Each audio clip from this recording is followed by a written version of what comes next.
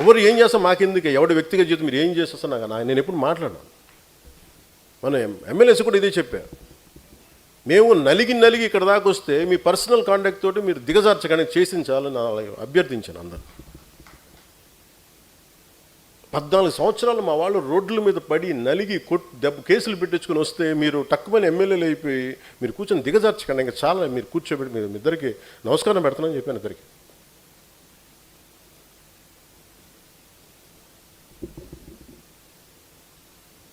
అంటే నేను అనుకుంటాను నేను డిసిప్లైన్డ్గా నడపాల్సిన పార్టీని. You should be ideologically driven cadre or sadhaks. మీరు ఎందుకు మాట మాట్లాడుతున్నారు, మీరు ఏం చేయబోతున్నారు, మీకు ఎందుకు ఒక పర్పస్ లేకపోతే please let us not do politics, let us not be in a political party, let's not be in Janasena. కేరళలో ఎందుకు జనసేనకు వచ్చారు, అక్కడ నా కులం ఉంది. అక్కడ తమిళనాడులో మురుగన్ మానాడికి వెళ్తే అక్కడ 10 లక్షల మంది అక్కడ కూర్చోబెట్టి నా కులం ఉంటుందా? మన భావాల్ని మనం అర్థం చేసుకునే వ్యక్తులు ఉంటారు కాబట్టి వస్తారు. ఎక్కడో తమిళనాడుకి వెళ్తాను, ఎక్కడో మన మహారాష్ట్రకి వెళ్తాను, ఎందుకు వస్తారు అక్కడికి?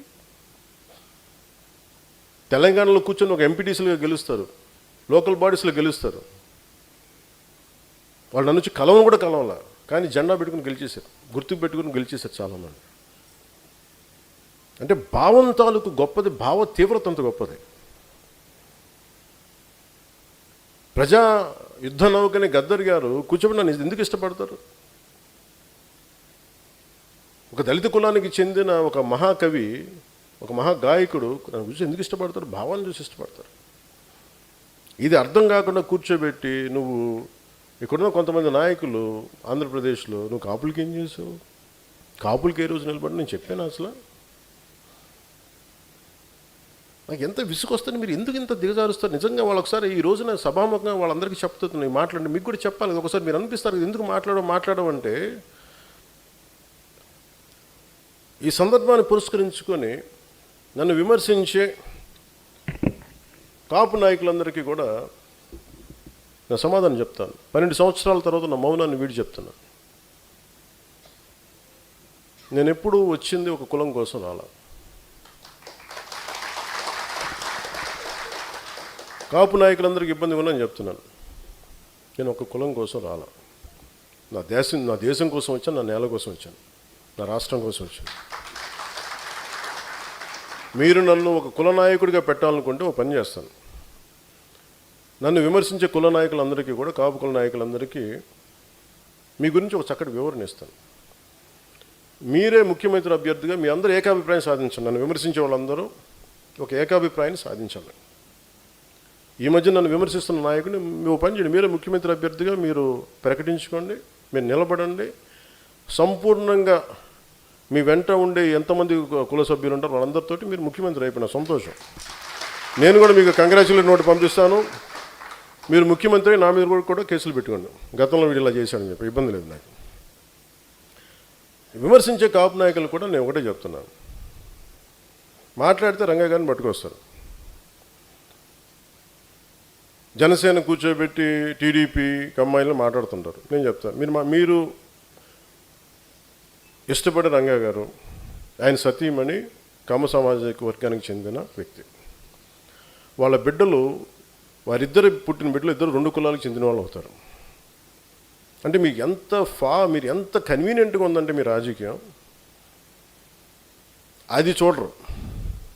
ఆయన బతికున్నప్పుడేమో వైసీపీలో ఉన్న నాయకులందరూ కానీ ఇక్కడున్న నాయకులందరూ కూడా ఆయన బతికున్నప్పుడు ఒక్కళ్ళు మాట్లాడాలి ఆయన గురించి.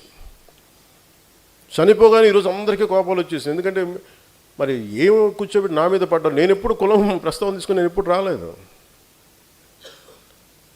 చిన్నప్పుడు ఒక్కొక్కసారి ఒకసారి నేను చీరాల్లో పెరుగుతున్నాడు అడిగాను, మా అమ్మని అమ్మ మనం ఏమిట్లని అడిగాను. ఎందుకు ఇలా చండాల ప్రశ్న చేసాను మా అమ్మ. దేనికంటే స్కూల్లో మా ఫ్రెండ్ వాళ్ళ ఇంటికి క్లాస్ ఇంటికి వెళ్తే వాళ్ళ అమ్మ అడిగింది, మీరు ఏమిట్లా అంటే, నువ్వు నోరు మూసుకుని నీకు ఇలాంటి అడగను. ఎందుకంటే మా ఇంట్లో మాకు తెలియదు. మా father being a socialist, it's always about society, మానవత్వాన్ని చూసాం. కానీ కులం అనేది ఒక సోషల్ ఫ్యాక్ట్, మనం పుడతాం దాంట్లో ముందుకు, అంతేగాని దాంట్లో కూరుకుపోం కదా. దాన్ని అర్థం చేసుకుంటాం, గౌరవిస్తాం. కానీ కూర్చోబెట్టి పదే మాట్లాడడానికి విసుగు వచ్చేసింది నాకు కూడా. ఇంకెంతకాలం మాట్లాడతారా మీరు? ఎంతకాలం మాట్లాడతారు ఒక్కొక్కళ్ళు? మీ గురించి చిట్టా విప్పన ఒక్కొక్కడి గురించి చెప్పాలా ఒక్కొక్కడి గురించి? తట్టుకోగలరా నేను మాట్లాడితే నోరు విప్పితే? ఇష్టానికి మాట్లాడతారు ఒక్కొక్కళ్ళు. మనోహర్ గారు కూడా రాకూడదు అంటారు, ఆయన కమ్మంటారు. ఎన్నికైన ఎమ్మెల్యేలు అందరూ ఎవరయ్యా? కాపులు లేరా దాంట్లో? నా పక్కన లింగంనేని రమేష్ గారు ఉంటే ఆయన కమ్మంటారు. ఎక్కడో తెలంగాణను పెట్టుకున్న వ్యక్తిని చూసుకుని ఆయన కమ్మంటారు. ఇంకెవరు ఉండకూడదు. ఇప్పుడు హసీనా కూర్చోబెట్టి కాపులు అండి, ఏం తెలియ. Thank you. నేను చెప్తున్నా అంటే నేను చెప్పేది అరే దాటి మాట్లాడదాం, కులాలు మతాలు దాటి వెళ్దాం, ఒకే అర్థం చేసుకుంటాం, మాట్లాడతాం, ప్రతి సమస్యను మాట్లాడతాం అంటే కూర్చోబెట్టి ఇంకా తగ్గి తగ్గి తగ్గి నాకు విసుగు వచ్చేసింది. ఇంకా నాకు ఓట్లు ఉంటే ఉంటాయి, పోతే పోతాయి. కానీ ఇలాంటి పనికిమాలిన విశ్లేషణలు, పనికిమాలిన ఈ విమర్శలు పెట్టుకుంటే మటుకు చాలా బలంగా సమాధానం ఇస్తాను. ఇది ఫస్ట్ టైము, భవిష్యత్తు అందరి చేత ఇప్పిస్తాను, గుర్తుపెట్టుకోండి. మీ నోళ్ళు మూతపడే వరకు, ఇంకొకసారి నా గురించి మాట్లాడాలంటే మీ నోళ్ళు మూతపడే వరకు అందరి చేత మాట్లాడిస్తాను, గుర్తుపెట్టుకోండి. ఇంకా సభ్యత సంస్కారం కాదు అని చెప్పి నేను మాట్లాడలే. ఇంకా మీరు స్థాయి దాటేశారు. మీరు ఎవడన్నా సరే మీరు మీ వాదనే చెప్తా, మీ కుల వాదనే చెప్తాను కాపు నాయకులందరికీ. మిగతా కులాల్లో చూసారా ఎక్కడన్నా? జగన్ గారి సామాజిక వర్గంలో చూసారా వాళ్ళ కులం నుంచి కూర్చున్న నాయకులు మాట్లాడారు ఎప్పుడన్నా? నువ్వు ఓడిపోతే నీ పేర్లు మార్చుకుంటాను ఎవరన్నా మాట్లాడారు అట్లా? ఎవరు మాట్లాడారు అట్లా? మాట్లాడతారు. చంద్రబాబు గారి గురించి మాట్లాడారు, నువ్వేం చేసావు కమ్మవారికి అని మాట్లాడతారో మాట్లాడరు, మీరు మాట్లాడతారు. అసలు మీరు ఒకసారి లోపల ఆలోచిస్తారా? ఈరోజు మీ అందరికీ చెప్తా ఉన్నా, నా చుట్టుపక్కల చాలామంది నాయకులు ఉండేవాళ్ళు. కానీ నేను ఇప్పుడు ఉదాహరణకి ఈయనే ఉన్నారు, ఆర్ఎంఆర్ గారు ఉండేవాళ్ళు, జేడీ గారు ఉండేవాళ్ళు. ఎక్కడికి వెళ్ళినా, రాజమండ్రి ఎక్కడికి వెళ్ళినా, ఈస్ట్ గోదావరి ఎక్కడికి వెళ్ళినా జేడీ గారిని పార్టీలో చేర్చుకోవాలని, జేడీ గారిని పార్టీలో చేర్చుకోవాలంటారు. వచ్చారు, మెంబర్షిప్ పెట్టాం, వైజాగ్ పార్లమెంట్ ఇచ్చాం, ఓడిపోయాం. అతను సినిమాలోకి వెళ్ళిపోయి నేను వెళ్ళిపోతాన్నారు. మాతో పాటు తోట చంద్రశేఖర్ గారు ఉండేవాళ్ళు, ఆయన బీఆర్ఎస్కి వెళ్ళిపోయారు. ఇప్పుడు మీరందరూ 3,000 మంది, ఇన్ని వేల మందికి పదవులు వచ్చినాయి. ఎందుకు వస్తాయి? మీరు నిలబడ్డారు కాబట్టి పదవులు వస్తాయి. వాళ్ళు ఉండంటే వాళ్ళందరూ రాజ్యసభ సభ్యులు అయిపోయాలేమో నాకేం తెలుసు, పార్లమెంట్ సభ్యులు అయిపోయి నాకేం తెలుసు. ఇవన్నీ వదిలేసి నా పక్కన ఆయన నిలబడితే కూర్చోబెట్టి మనోహర్ గారు సాగు కొడతా ఉంటారు నన్ను కూర్చోబెట్టి. నేను మీకు ఈరోజు చెప్తున్నా, నన్ను విమర్శించే కాపు నాయకులందరికీ నేను మనోహర్ గారిని పెట్టుకుంటా, మీరు ఏం చేస్తారో చేసుకోండి. ఎందుకంటే అలాగే మీకు నా పక్కన రమేష్ గారు ఉన్నారు. ఆయన ఎందుకు వచ్చారు? నేను గెలిచినప్పుడు రాలా. 2014 తర్వాత నేను కులాల ఐక్యత అనే ఒక సామాజిక సత్యాన్ని ఆయన అర్థం చేసుకున్న వ్యక్తి. ఆయన అన్నది ఏంటంటే,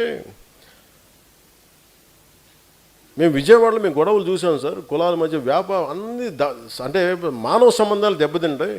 నాకు మీ భావం నచ్చింది నాకు, అందుకని నేను మీకు అండగా నేను ఉంటాను సార్. నేను